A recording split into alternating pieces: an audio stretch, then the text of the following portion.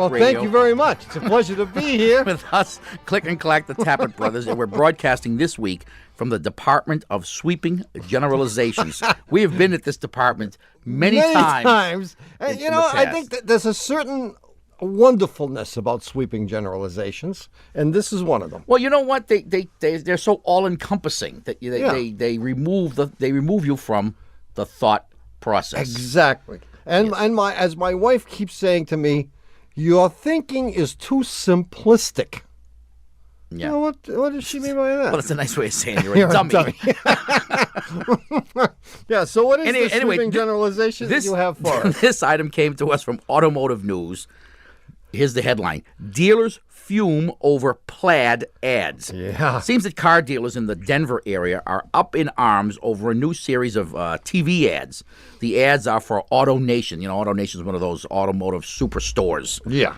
And they claim to have low-key, non-haggling salespeople. Well, AutoNation's ads apparently feature a grossly unfair, in the estimation of the other dealers in the Denver area, stereotype. Two fictitious, high-pressure car salesmen, you ready for this, in plaid suits. Suits, not just plaid pants, entire suits. I mean, what if you're going to do a sweeping generalization, you've got to exaggerate a little bit. We just wanted to say that we think it's very presumptuous to make that kind of a sweeping generalization, to assume that all car salesmen are a high-pressure kind of people, and they dress up in silly-looking plaid suits. Yeah. No, we know for a fact that it's mostly just plaid pants that they wear, not the whole. I've never seen anyone in the whole suit. It's mostly just the pants. I never have, and I think the Denver automobile dealers have every right to be up in arms. I think so, too. I do. If you're up in arms about anything that we've said, or you want to be up in arms, you can call us at 1-888-CAR-TALK. That's 888-227-8255. Hello, you're on Car Talk. Hi, guys. This is Kate in Las Vegas. Kate with a K, of course. Kate with a K. So what's going on, Kate? Well, I have a 1995 red Acura Integra, and it's doing something really quirky. Mm-hmm. When it gets to be about 103 or higher, when I stop at red lights, the car will stop, but then my brakes start slipping, and my foot goes closer and closer and closer to hitting the floor, and I have to take my foot off the brake and sort of let the car lurch forward a little, then catch it, and it'll stop. But then it slips again. And how long has it been doing this? Only since it started getting really hot. Which was February, 1910. Right? Yeah. Unfortunately, it's been about 6 weeks now here. Yeah, that sounds dangerous, though. I mean, aren't you nervous about this? Yeah, because, we have lots of traffic here and an awful lot of lights, and they're long, so I'd like to do things. Well, I mean, how come you didn't bring it somewhere? Take it. Or take it. Take it somewhere. I did, and they tell me I'm crazy. They told you were crazy. Pretty much. They didn't say it. They gave me the look. A crazy? Oh, yeah? What's the look? You know, the look where they sort of tilt their head at you and say, well, I'm sure it happens, but we don't see anything. Mm-hmm. Oh, so you weren't sufficiently convincing. What do you do for a living? I'm a professor. Of what? Sociology. Ah. Jeez, you should be able to handle this. You'd think, but I know nothing about cars. No, but you must know about Neanderthals. Yeah, I know a lot about people. That's how I knew what the look meant. Yeah, you know what the look meant. That's right. Yeah. Well, you have to go back and tell them that you're pretty sure. You're pretty sure. You're almost positive. You're almost positive, and you've spoken to people who sound like they know what they're talking about. And they're almost positive, too. That you need a brake master cylinder. Oh, no. Yeah. That sounds expensive. Yeah. No. It's a few $100. Oh, that's not so bad. Yeah, That's nothing. If you're in Las Vegas and you're a sociology professor, one roll of the dice. She's probably making $12-15 grand a year. Yeah, just about that. And the silly thing is, I of all things, I studied the sex industry. So the people that I interview and research make more than me. I mean, it's really silly. You study what industry? The sex industry. It's an industry? Yeah. Oh, yeah. Yeah, we have legal brothels out here. No kidding. No kidding. Yeah. Only place in the country, so it's worth looking at, Doing any field work, as they say? Yes, exactly. Okay, just curious. No, I mean, it's very, very clear that you need a brake master cylinder. Okay. And it was unconscionable of those guys to send you away because obviously it's dangerous. Uh-huh. And the description that you gave leads clearly to a master cylinder. And isn't Lake Powell near Las Vegas? I don't know. We have Lake Mead, which is about 40 minutes away. 40 minutes. And what do people do on Lake Mead? Just try and stay cool. Boating, swimming, all boating. that good stuff. Yeah. So it's likely that the guys to whom you took the car could even have a boat. That's right. And if they had a boat, they'd have to make what? Boat payments. Boat payments. That's right. Yeah, I mean, they could have made a boat payment and saved your life at the same time. There you go. So this is indeed a threatening kind of problem. Don't wait. Do it tomorrow. Got it. Right. Thanks, guys. See you, Kate. All right, take care. How can a mechanic send away a person who complains of a brake problem? The car won't stop, the pedal Well, goes it's to the floor. unconscionable. Brake problems require some kind of repair. Even if you don't know exactly what it is, do something. Of course. Because at least you'll be one step closer to figuring it out.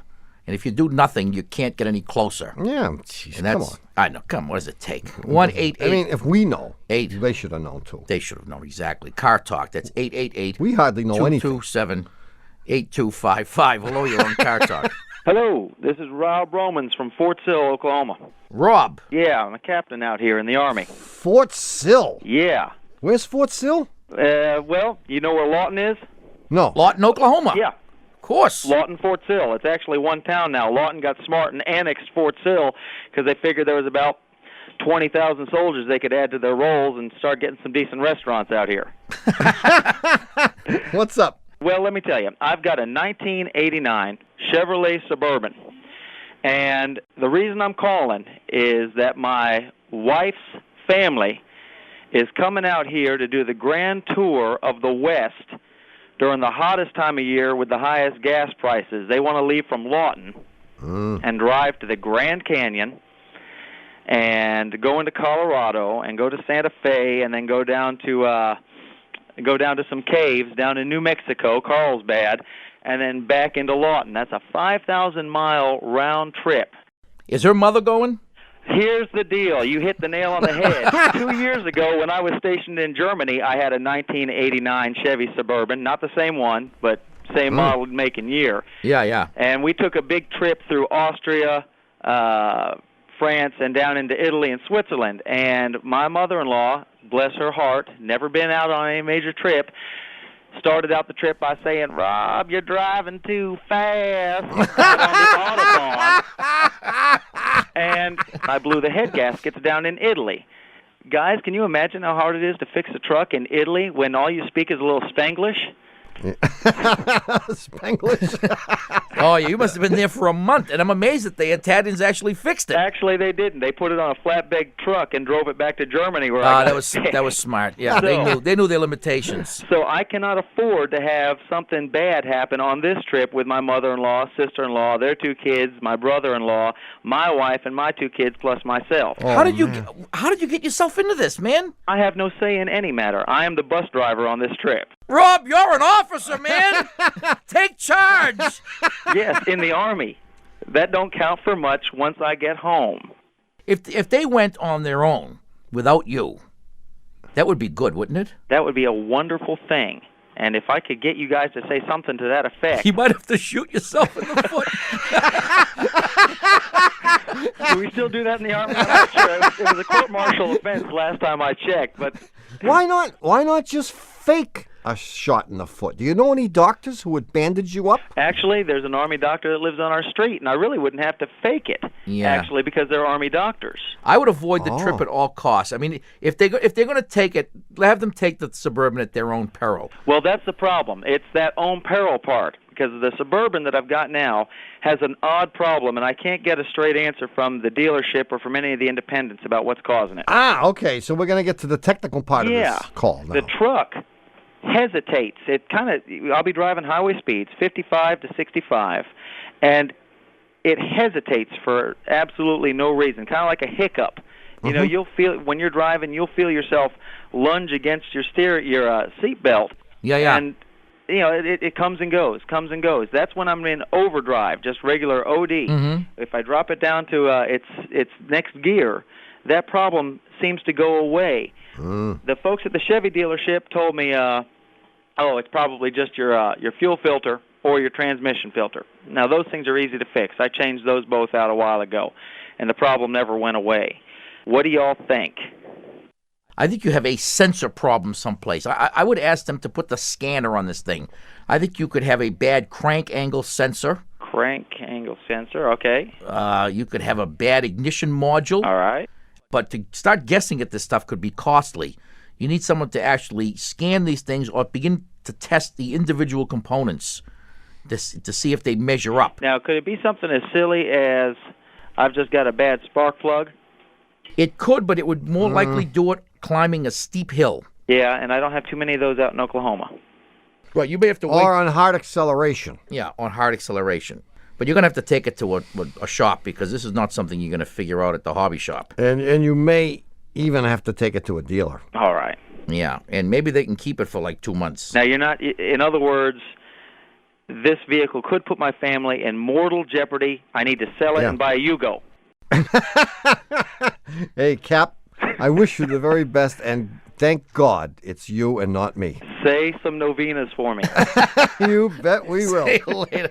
See you later, Thanks Rob. a lot. Bye. Thanks for calling. Bye-bye. Bye. Jeez.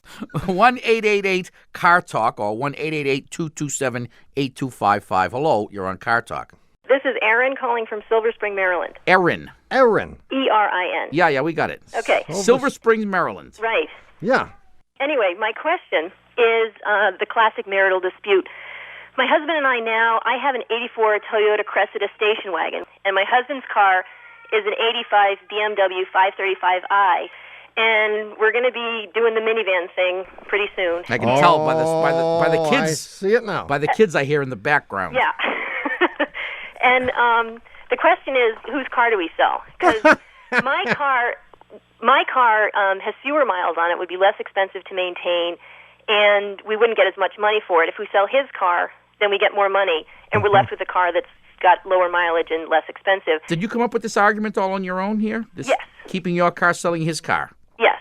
I love it. Yeah. I mean, how violently opposed to this is he? He's not violently opposed, but when I said it to him, he said, so then we'd have a station wagon and a minivan, and I realize this is a guy thing, but the other thing is that my husband doesn't drive to work anymore. He just takes the train. So, I mean, I could see if, he was going to be in the car all the time, but we he literally, the BMW is sitting in the garage all the time.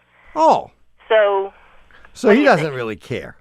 Well, I mean, he likes his car. A while ago, we had the opportunity to get a Toyota sedan, and we supposedly put his car in the market, but he was really half-hearted about it. I got from that he kind of likes his car and doesn't want to sell it. Yeah, I mean...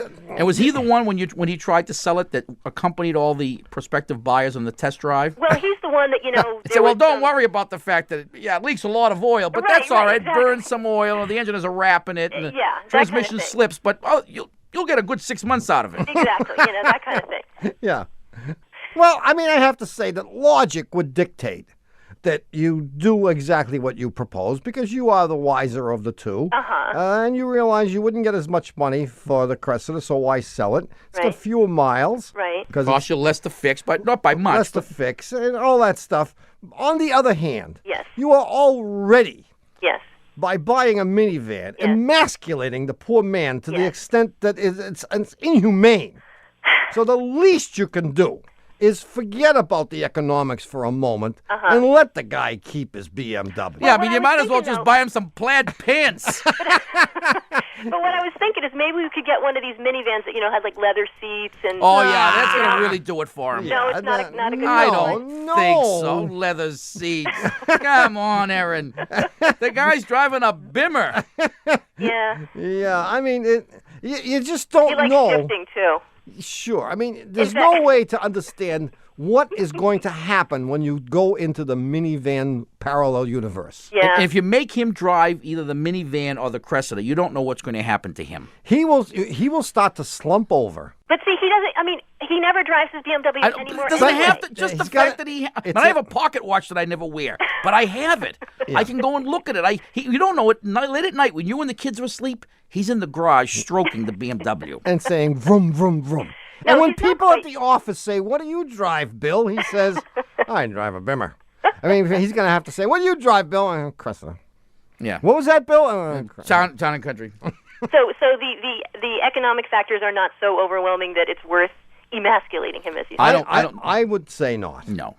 There is no amount of money. And if you explain, I wouldn't use the term emasculation when you discuss it with him, but I would say, hon, I've thought this over, and although economically it makes sense for us to sell the BMW, I think even though you won't admit it, I think you really love the BMW, and I want us to keep it so you will be happy, my love. Oh, okay, that's good. what I would do. Right, and then if you've really succeeded in brainwashing him, he will say, no, hon, okay. you know, you're right.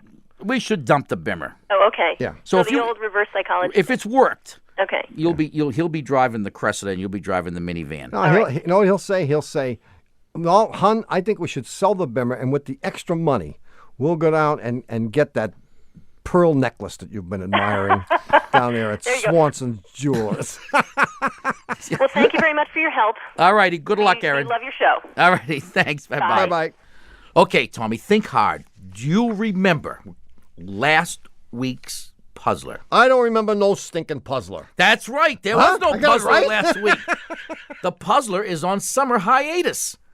It's out in the Hamptons getting a laser face peel.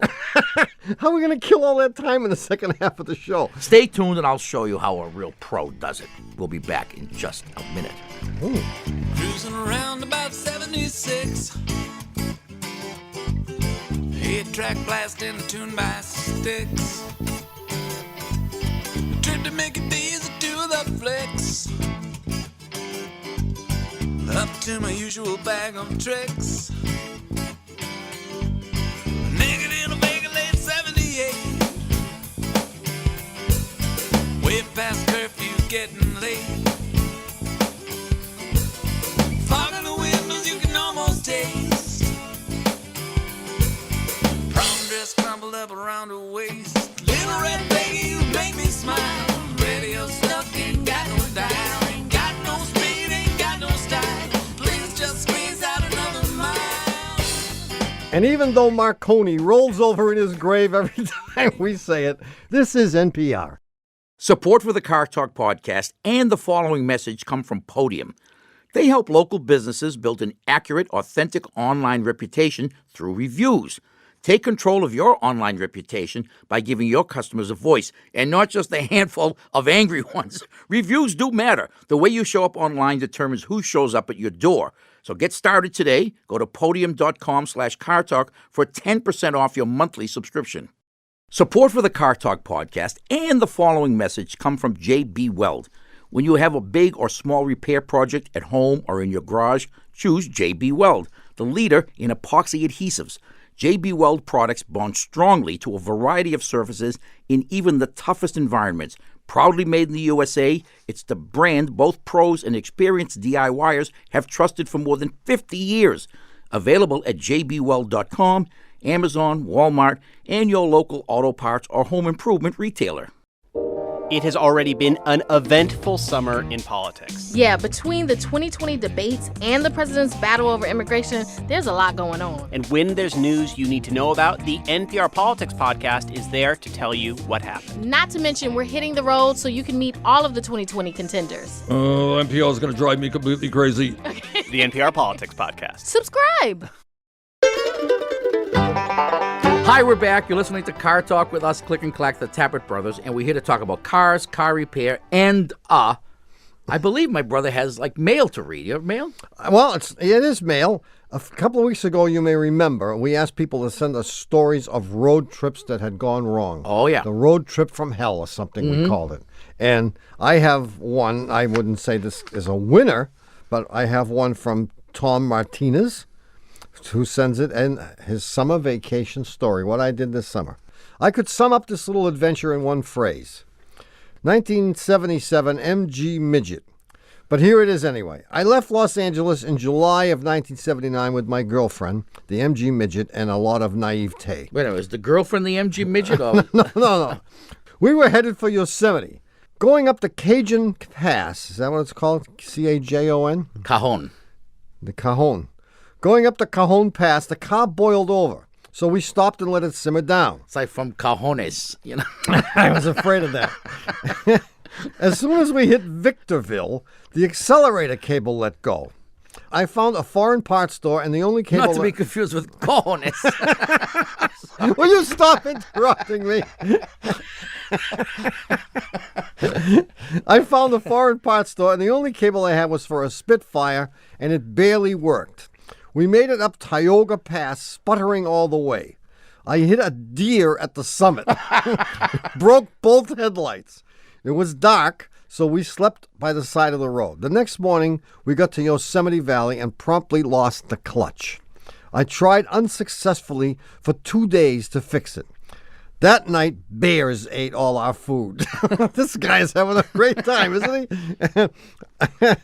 The next day, a stranger suggested that I drive the car without the clutch. I didn't know how, so he taught me the finer points, speed shifting, etc. The next morning, we loaded up and headed out toward Merced, grinding the gears on twisting mountain roads. We made it to Merced in time for a rainstorm. Of course, the roof leaked. The fuel pump gave out in Salinas. We had it fixed in Monterey. It cost a fortune. We made it down to Bakersfield when the water pump went. But fortunately, Paul Drake was waiting for them in Bakersfield. We finally putted into the San Fernando Valley, and what happened? The throttle cable broke again. Boy, this guy, this is serious business. And he blames it on the MG. Now, I'll tell you one thing. Which could be true. If he had, for example, a Toyota Corolla with which to make this trip, uneventful, nothing would have gone wrong. Absolutely. And he'd have forgotten it by now. Exactly. It would have been just another trip to Yosemite Park, and he's probably taken many. Yeah, and this is the one he remembers. It's memorable. Exactly right. It was like the time I borrowed your truck and the exhaust system fell off and all those things happened. I mean, I'm never going to lend you a vehicle of mine again. You don't own a vehicle I'd want to borrow. Maybe that's your rationale. That's my strategy from now on. Anyway, if you got a tale about a road trip that went horribly awry, Ori? Email it to us through our website, cartalk.com. The person with the best, or I should say worst story, will get an all-expense-paid weekend in the breakdown lane of I-95 just outside Bridgeport, Connecticut. I once spent a weekend there myself. Right now, if you have a current tale of automotive woe and or / intrigue, give us a call at 888-CAR-TALK. That's 888-227-8255. Hello, you're on Car Talk. Hi, this is Elizabeth, and I'm in Pensacola, Florida. Hi, Elizabeth. Elizabeth. Well, you sound way too perky for us. You know why? Why? She's probably an astronaut. Oh, no. Oh, I thought you... Never mind. What's up? Well, I have a 95 Dodge Stratus, and only in the summer, what it's doing is it slips into neutral while I'm driving. Oh. Either that or it'll slip into a lower gear, and I can't go over 45. Yeah? Have you done anything dramatic, like checking the transmission fluid level? Transmission fluid level? Yeah. No, not me. Not her. She's not going to do this. Little lady ain't going to check no transmission fluid levels. Well, I would suggest you do that. Okay. It may already be too late. Okay. That would be bad. It would be sad, even. It would be sad, but it would be expensive. What you described could easily be attributed to low fluid level. Okay, in the transmission. Right, and the transmission has a dipstick. If you look under the hood, there are 2 dipsticks. She doesn't want to know. She does I want to know the oil dipstick, but I don't know the other one. My husband works on the car. Well, why hasn't he been checking your vital fluids? Well, I guess I don't know. I'll have to ask him about that one. Well, I suspect that he has been checking. I would hope so. Either that or he's going out and playing golf. Oh, no. Does he change the oil and do those kinds of things? Oh, yes. He's quite good at that, but he doesn't understand, like, the newer cars with computer chips and all that. That's all right. That's all right. No one See, else the does thing either. is, if I shut off the car and restart it, it'll reset it and it's fine. Oh, really? Yes. Oh. And it'll happen when I'm on the freeway, mainly on the freeway. Sometimes when I'm just on the street. Well, this changes everything. Oh, okay. Yeah, there's a computer that shifts this transmission, and it could be that's at fault. What can I do about that? Well, your husband's not going to be able to help you, nor are we. You need to go to the Dodge dealer. Oh, okay. And tell them what's going on and ask them to scan the computer to find out if there's something wrong with one of the sensors or if there's something wrong internally. And how much does that cost? Oh, man. This is the like test is going to be minor. Okay. The repair may be in the big numbers. Okay. I don't want to tell you. You really don't want to know. Okay. Yeah, and it needn't be as dire as it sounds to us. Yeah. Who knows? It may be something innocuous. It may be, like not enough water in the radiator or something like that. Or maybe your fuzzy dice need to be Yeah, a rotated. little air in the tires. Well, there you go. But don't be surprised if it's over $1,000. Oh, man. See you, Elizabeth. Thank you so much. Bye. All right, bye. Poor Elizabeth. She sounded perky. She ain't going to be perky tomorrow. No, if she calls tomorrow, she's going to, Jesus. 1-888-CAR-TALK. That's 888-2-782-55. Hello, you're on Car Talk. Hi, this is Steve Weinberg, calling from East Brunswick, New Jersey. How are you? Good, Steve. Good, Steve. How are you? Pretty good. I need your help. We're ready. Your help. We're ready. I've got 4 adult children, and I've taught them all how to drive. Yeah. And I try to teach them how to be good defensive drivers. Yeah. And particularly, I've been on a war to try to teach them how to deal with that very terrible evil of driving, the blind spot. Yeah. Somehow I figured out about 10 years ago that rather than use the side view mirrors to prevent the theft of your door handles while you're driving, keep them in there tight, you can really watch the door handles. Yes. Right. If you tilt them out as far as they'll go, away from the car, Yes. as cars pass you by, for instance, they'll go from your rear view mirror, they'll go into your side view mirror if you kind of glance at the side view mirror, and by the time they're out of the side view mirror, they're in your peripheral vision. So you're always got them in control. The side view mirror covers the blind spot. So you tilt those babies way out. Way out. As far as they will go, because as far as they'll go. I bend them. So you can see like the trees going by. Trees going by. Woo! There's no cars, it's trees. Well, shrubs, curb line. I'm not sure I like this, Steve. I've experimented at some length with the side view mirrors, too. I've turned mine up to the sky. That works the best. No, what I've discovered, if you turn them out too far, you have no frame of reference. I like to keep a portion of my car in the picture. Not the door handle. I always do that, too. But some little piece of the car. Otherwise, you don't have a point of reference to know where things are. There's an are. echo in here. I have the same. That's my practice as well.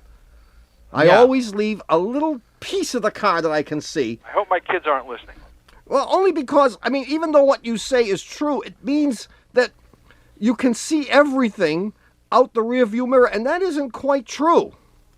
Because if the rear view mirror, the one that's inside the car, is facing straight back as it should be, then you can't see things that are a little over to your left or right. That's right. Those are your blind spots. Yeah, and you won't see them if you turn the mirrors all the way out either. Sure you will. Yeah?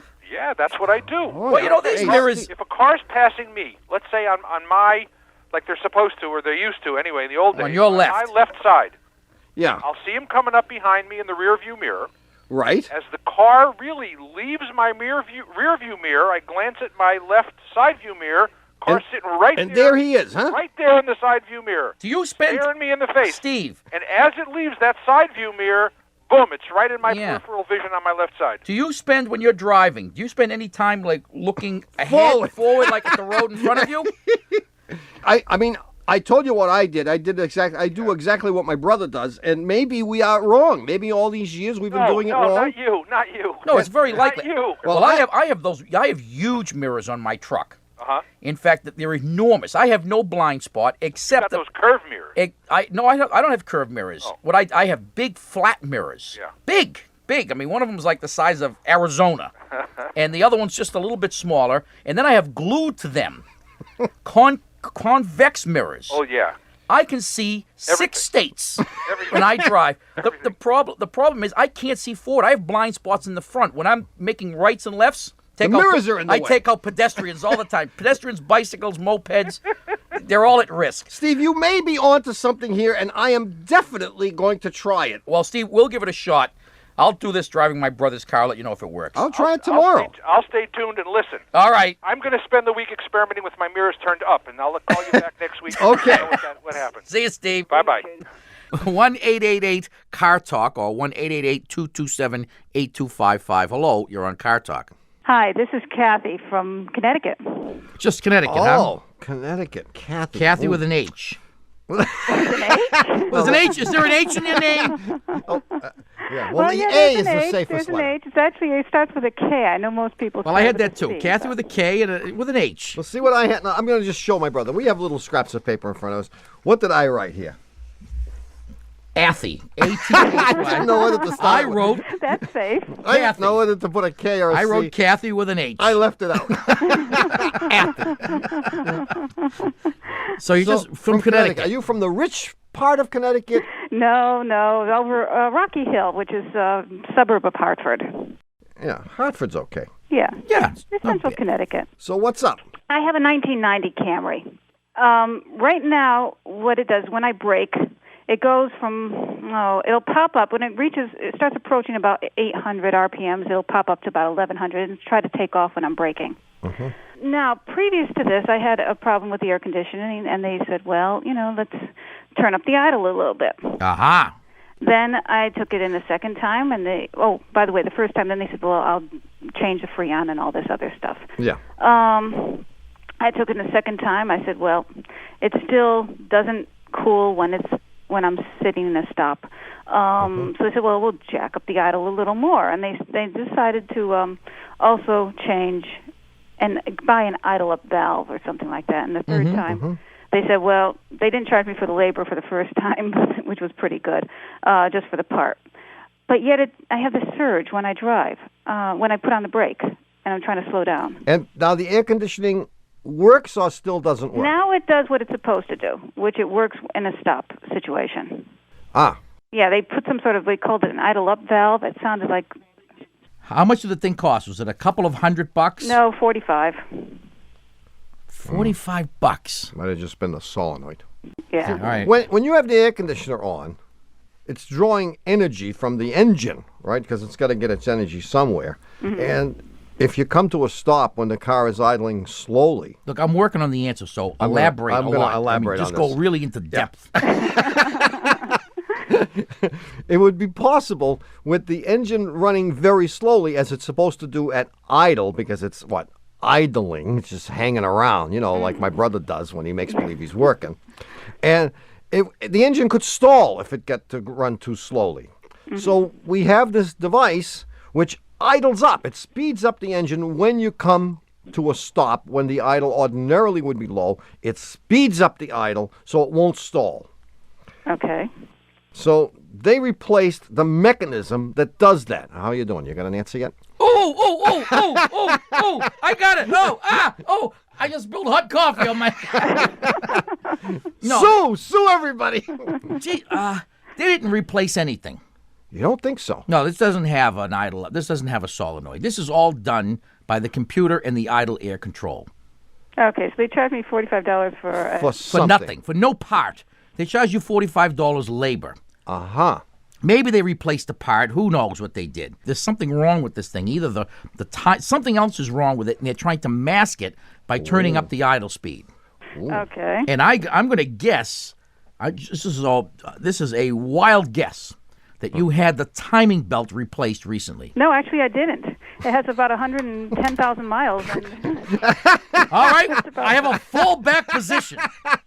Well, you should have had it replaced because it's going to break tomorrow. And the reason that you have this problem, this is the fallback position. This is the fallback The timing position. belt is stretched. Yeah, and it is I knew. It is thrown off the ignition timing. Yeah, this is good. This is very good. Your ignition timing is incorrect. I bet you when they take that belt off, how many miles are on this thing? 90,000? No, 110. 110. That belt is hanging on by the proverbial thread. This is that's bad. why, that's the whole source. The air conditioning problem is something else. You needed Freon. They did that, and it solved that problem. No, it didn't. It didn't solve it till they replaced the so-called valve. No.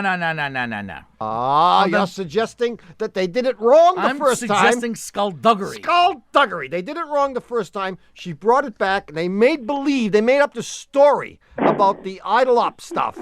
Right. They had to charge you for the Freon. Right. And they said, Murray, didn't you put in the Freon last time Kathy was here? Oh, geez, I forgot to do it.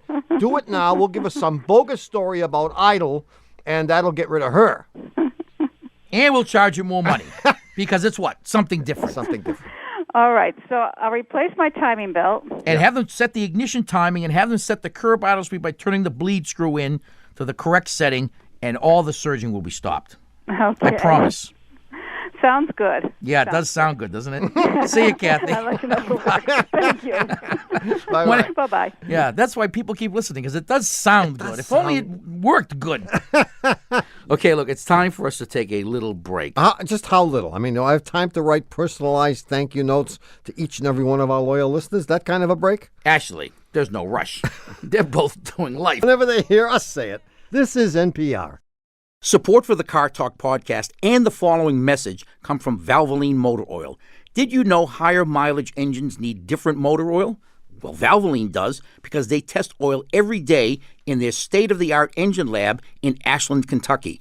Valvoline's high-mileage motor oils with Max Life technology are specifically formulated for high-mileage engines and have thick anti-wear film to help protect metal surfaces and extend engine life. Visit valvoline.com/cartalk to find out what product is right for your engine. The U.S. women's soccer team just won its 4th World Cup, and it has been way more successful than the men's team. Yet, the women say they are paid less than half of what the male soccer players are, and now they are suing for equal pay. Find out more about this on The Indicator from NPR. Hi, we're back. You're listening to Car Talk with us, Click and Clack, the Tappert brothers, and we're here to talk about what? Cars, car repair, and the answer to an important philosophical question. You're going to love this. I'm sure I will. This is from Andy Reichman from Marlboro, Vermont, 05344. Dear Click and Clack, I'm writing to offer profound thanks to you for resolving an important philosophical question that has been heatedly debated for the last 20 years. Really? Get this now. The rumination began on a construction site one summer in the early 70s as my best friend Jamie and I were working our way through college. The question we raised and have agonized over lo these many years is one that I have never read about in any philosophical treatise, and yet I have found it as applied to countless situations and conversations, overheard in bars, repair shops, sporting events, political debates, etc., etc. Posit the question. Do two people who don't know what they're talking about know more or less than one person who doesn't know what he's talking about? Wow. Let me think about this for a minute. What's your opinion? I'll get this.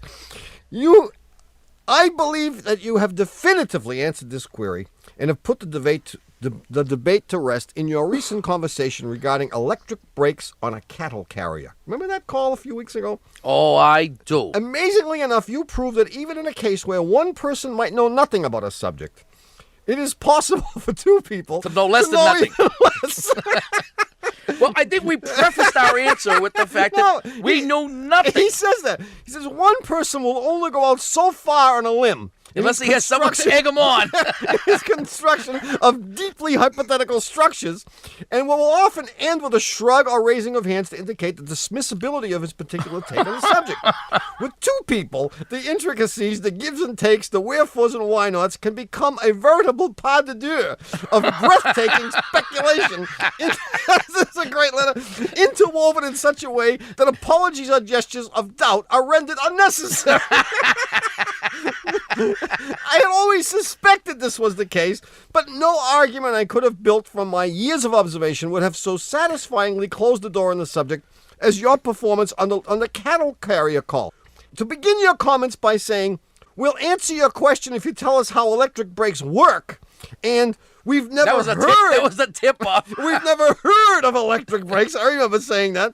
And then indulge in lengthy theoretical postulations on the whys and wherefores of the caller's problem allowed me to observe that you were finally putting this gnarly question to rest. I am forever indebted to you for the great service you have performed. I'm truly impressed that it took so many years of listening to your show to finally have this matter resolved. Andy Reichman. Boy, this guy had to be an English major at UVM. Oh, yeah. Boy, that's good writing, man. That is a good letter. See, now, I want the rest of the I want to know how electric brakes do work. I never heard of electric brakes. I just want to point out that this letter is the paradigm to which all our other listeners should aspire. I've been asking for good mail for weeks now. Andy, boy, oh boy, you are going to be... This is the benchmark letter. This is it. This is the benchmark. Yeah. So I know we will rate all letters. We'll give them on Andy 1 to 10. Ah, okay. We'll rate them on an Andy scale. Right. Yeah, like an Emmy, an Oscar, and an Andy. An Andy. I will save Andy Reichman's letter. Wow. Yeah, his letter's actually an 8. I mean, so there's room for improvement. There's room for improvement.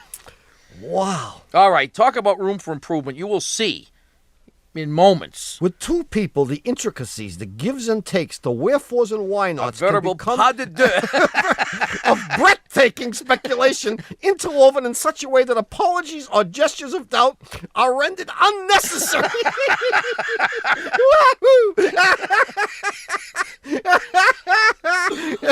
So two people can know less than one person. Oh yeah, no. We knew that.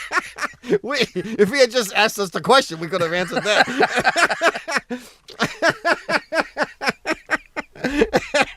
By the way, if you tuned in expecting a brilliant new puzzler, then you obviously tuned into the wrong show. Actually, the puzzler is on break. Summer break. Fall break. But you can always try your hand at one of our classic puzzlers, which we'll post every week. Classic, old. Meaning old, yeah. Used. Which we'll post every week on our website, cartalk.com. In the meantime, if you have a question about your car or anything else, you can give us a call at 1-888-CAR-TALK. That's 888-227-8255. Hello, you're on Car Talk. Hi, this is Angie from Mount Pleasant, Michigan. Mount Pleasant, Michigan. Right in the center. And how mountainous is it? Oh, boy, we're still looking for the mountain. I thought so. So your real name is Angela? Yes. Okay. Yes. What can we do for you, Angela? Well, I have a 1994 Saturn SL1, and I bought the car from the then president of the university that I work at. Mm-hmm. Well, in the wintertime, I started noticing that I wasn't getting very good gas mileage. And I thought maybe it was because I was running the defrost, Michigan winters. Yes. I'm getting about 150 to 170 miles per tank, and I have a 10-gallon tank. Wow. Yes. What kind of a dog is it you have? Oh, my goodness, I have 5. It's not a Shih Tzu, is it? This is a name you really can't fool around with too much. The one you're hearing is a black lab wiener dog. A wiener dog? That's another name. A black lab with a little wimpy little bark like that? Well, she looks like a dash hound, but... Oh, she's a combination? Yes. Oh. She just looks... Wait, how did that ever come about? Oh, I don't want to know. Yeah. Well, let's not go there. No. Well, it might be more fun than the SL1. 5 dogs, huh? Yeah. So you have this lab Dachshund mix, and what else do you have? Oh my goodness! Black lab chow, a golden retriever mix, a black lab something, and then a golden retriever cocker spaniel. Oh, so that Excellent. black lab has been around. Yes. Yeah. Oh, yes. Except for not anymore. Puts a smile on your face. I made sure. No, he's out of commission, eh? Yeah. He's been decommissioned? All of them are. Oh, really? No more dogs. That's good. It's good to decommission pets. Yes. But, so 5, huh? Yeah. 17 miles to the gallon, huh? And I've taken it to everyone I could possibly take in Mount Pleasant, and they've tried everything. Does this car have a temperature gauge on the dash? Yes. Yeah. So I'm going to take a wild guess here. Yeah, I like it. I like it already. That the thing is running well below the midpoint, that needle. No matter how far and hard you drive it, it never even approaches the halfway point. Okay. And that would absolutely explain the drop in mileage and with no other symptoms. Okay. Because the engine isn't getting hot enough, and because it's not getting hot enough, the computer is being told to send in an amount of fuel which you would need for a cold engine. Okay. Which is too much fuel for a real engine that's warmed up. If, in fact, you notice that the thermometer on the dash is indicating low operating temperature, then have someone change the thermostat. Well, do you get good heat in the winter? Pretty good. Just pretty good, but it's a little bit disappointing, shall we say? I just always kind of figured that it's a no-frills car. No, the heat should blast you out. No, the heat, no matter how inexpensive the car, the heat should still be hot. Okay. Hot heat. No, so I'm even if they say we don't think this is it, replace the thermostat anyway. I guarantee you it's going to fix it. Exactly. Say Ray said that he doesn't care what the hell you think. Just replace the thermostat and shut up. Okay. I can do that. All right. See you, Angie. Okay, thank you. Thanks for your good luck. call. Bye. 1-888-CAR-TALK. That's 888-227-8255. Hello, you're on Car Talk. Hey, this is Mike from Tallahassee. Hey, Mike. Hi, Mike. How are you? Pretty good. Excellent. I got a question. Yeah. I got a Dodge Ram 50, and not every time, actually, 2 months ago to begin with. A Ram 50 is the pickup truck, right? It's a pickup truck. Who knows these days? I was getting off the highway, and I downshifted from fourth to second, and the entire stick went loose. And at first I thought it was just, the transmission had, totally gone out, and that was the end of the truck. Yeah. But when I got it home, it turns out that the whole stick had come off the mount. How did you get it home? It stayed in second gear? It stayed in second. I was, really close to home. Yeah. You couldn't shift it at all at that point. I couldn't change gears at all. Right. I got home, and I lifted up the sleeve, and I looked underneath, and it turns out that the grommet, well, first of all, it had all come loose. All the bolts had come out, and it was just like this. The shifter goes right into the transmission on this truck. Right. Does it not? There are 4 bolts that hold the shifter? It's 3 bolts that hold the shifter. Well, there used to be 4. You probably lost You lost a couple. It's okay. 3 bolts. Probably lost 2. Okay. Anyway, so I called Mitsubishi, who makes the transmission, and they had the grommet that goes onto the ball at the bottom of the stick. Yep. And I replaced that because that was broken. And then they said, because the gaskets had all rotted out. Right. They said, you don't need the gaskets. The gaskets only keep oil from leaking, so you don't need to replace those. So I just bolted it back down. I didn't bolt it down.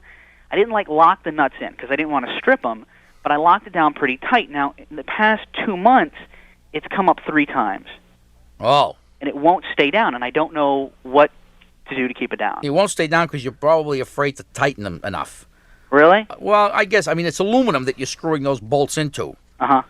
That's what the case of the transmission is made out of. So there was some reason to be afraid. There is, because you could break them off in there, but it's not the end of the world if you do. Uh-huh. I would use Loctite. Loctite, exactly. Loctite. What is Loctite? It's liquid. Uh-huh. You buy it in a little bottle. It's like a Lumaseal. Uh-huh. It costs $750 a pound, so you only can buy half an ounce of it because it costs you $12. Uh-huh. And you just paint it on the end on the threads and bolt it in. You have to clean them all off first. Usually you clean them with something like Brake Clean, which is a solvent that depletes the ozone layer. Right. Great. Yeah. All right. Yeah. No, all those things are now ozone ruining chemicals.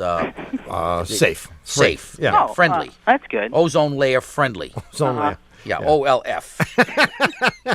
Right. And then you just bolt it in. And you should snug it up pretty good, and that will keep them from backing out. Oh. But I don't think unless you've got something else going on here, like an engine that's vibrating so violently that nothing's going to keep them from backing out. But I don't think so. I was talking to a friend, and I'll go from fourth to second, just right Why away. do you do that anyway? Why not? Why? You shouldn't. It's just quicker. What do you mean you shouldn't? Where the hell is it written that you have to follow? That's another one of these old wives' tales. That you got to go 1, 2, 3, 4 on the way up, and you got to go 5, 4, 3, 2, 1 on the way down. Where does it say that? Who said you have to do that? My daddy told me. Your daddy was wrong. You can do anything you want. You can go from 5th to 1st. Good, try it, Mike. Try it, even if you don't have a 5th. Who cares? Well, have a 5th, and you'll be able to go anywhere. One of the risks of skipping gears, many gears on downshifting, is that when you re-engage the clutch, the engine's going to rev like mad. Mm-hmm. So what? Well, you could ruin the engine. If you were driving at 60 miles an hour and you did something as stupid as shifting from 5th to 2nd. Can I confess something to you, actually? Yes, you've done it with Dougie's car. I know. I did it with his car, too. No, I'll confess this, but don't tell anybody. And in some ways, this is a commendation. I was driving the Infiniti i30 a couple of weeks ago. That car is so quiet that one day there I was barreling along on Route 93, and I just happened to glance at the dash, and the tach was, shall we say, very high. I was doing 60 miles an hour in second gear. Really? I couldn't hear the engine. It was so quiet. Granted, I had all the windows open and the wind was blowing, but nonetheless, it was so quiet that if I hadn't seen that tach pinned, and the needle quavering. But I mean, it's testimony to the quietness of that. Oh car. no, that's a wonderful car. Wonderful I wish car. I'd had the opportunity to drive No, it, but I was prevented. not anymore. You won't. They blew the engine. No, but it's unlikely that you'll blow the engine or even harm the engine if you go from fourth. Is this 5 speeds or 4? 4. 4. So you go from 4 to 2. It's no big deal. I mean, don't forget, you've braked a little bit. That's why you're shifting it at all. Right. So you're not doing 60 miles an hour when you're throwing it into second gear. You're doing 25. But that wouldn't be causing the stick to come off like that. No. Oh, no. That would never. That's a separate issue. No, you didn't tighten the bolts enough, Mike. Crank those babies down. Crank them down, but use Loctite, and you won't have the problem anymore. All right, what was the stuff I'm supposed to use to clean the bolts with? Anything. Brake clean. Brake clean. Yeah, or alcohol, or nail polish remover. Something to get the grease off the bolt and the threads inside. Yeah. Okay. You get the stuff all nice and clean when you put. Of course, you'll never get those bolts out again. So they're in for life. Yeah. Great. No, they'll come out with difficulty. And by the way, if you're using the old gaskets over again, you can coat both surfaces with silicone adhesive. Well, I haven't put any gaskets in because they said the only thing the gaskets did was kept the oil from leaking. Oh, so you have no gaskets? No gasket. Oh no, make a gasket. Really? Buy a tube of silicone adhesive. Okay, and spread a bead of it, maybe a 1/16 of an inch thick on one surface. Right. And then put your Loctite on the bolts and put that together, and it'll be like welding it together. It'll never come apart. Guarantee it. All right. And then spray the whole thing with aluminum paint. All right. Well, thanks a lot. See ya. Bye. Good luck. The approved paint of transmission rebuilders everywhere. Well, it's happened again. You've wasted another perfectly good hour listening to Car Talk. Our esteemed producer is Doug, the subway fugitive, not a slave to fashion, bongo boy, Frogman Berman. Our associate producers are David, the Calves of Belleville Green, and Catherine Frau Blucher Fenolosa. Our web lackey is Doug, the Old Gray Mare, assisted by Connie Britchford. Our theme music is by David Dog Grisman, and our technical, spiritual, and menu advisor, just back from the Reykjavik, Bisquick. This is NPR.